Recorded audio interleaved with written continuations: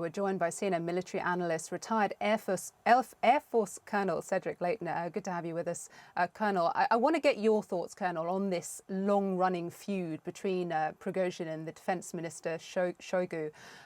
It's clear from this posturing, if we can call it that Prigozhin thinks he can run this war better. But given Russia's reliance on Wagner, who do you think is coming out on top here? And where does this end for Prigozhin? What is his aim? Yeah, that's a very good question, Christina. It's great to be with you. The basic problem that the Russians have, of course, is that their normal military, the regular armed forces, those that belong to the Ministry of Defense, have not performed well at all in the aggregate when you look at the totality of the war in Ukraine. So what Prigozhin's aim appears to be is that he wants to not only tout himself as being, in essence, a warlord, a commander of troops, someone who can actually get things done in the Ukrainian theater, but also somebody who is positioning himself to replace, at a minimum, the Ministry of Defense as the actionable force and possibly subsume the powers of the Ministry of Defense and the general staff of the Russian army, and then potentially put himself in line for succession to Putin. So this is one of those situations where you have a very ambitious person who has to tread very carefully in a very clearly dangerous world of intrigue within the Russian political hierarchy. But then at the other end of the spectrum, he also has to prove himself to be a man of action and a man who can get things done. And this is precisely the role that he is seeking for himself. Whether or not he succeeds, of course, is a completely different question. But that seems to be where Prigozhin is going. Yeah, second in line to Putin is quite an aim, and one wonders how Putin is viewing this. To the battle for Bakhmut, Colonel, we heard President Zelensky, of course, recommitting to continue that fight for Bakhmut. How probable is it that Ukraine are publicly committing to continue the fight while privately accepting that they're going to have to withdraw quite soon, and in fact are even making plans for that right now?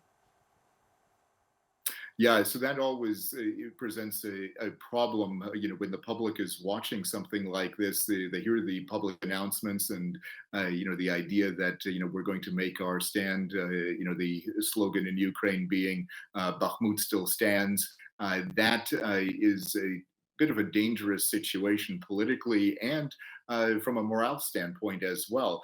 So the best way, I think, for the Ukrainian leadership to move forward in this particular case is to accept military reality, to move their troops, save as many as they possibly can, and use their new defensive positions, which I would say would be best to the west of Bakhmut, use those as a springboard to capture and possibly even encircle some Russian forces as they move forward, and then use it as a springboard for a further offensive during the springtime. So that's a bit of an ambitious goal, but it's something that the Ukrainians, if they get the right supplies from the West, if they are resupplied with ammunition, with weapon systems such as drones, and possibly other things, but they're definitely going to get drones and artillery shells. So these are going to be the important things that they will need in order to prosecute at least part of a counteroffensive, and that's really what they should be focused on. And on your point, Colonel, on the counteroffensives to come, we know that the losses suffered by Russia have been immense on the battlefield. NATO saying that it has been 5 times that of Ukrainian soldiers.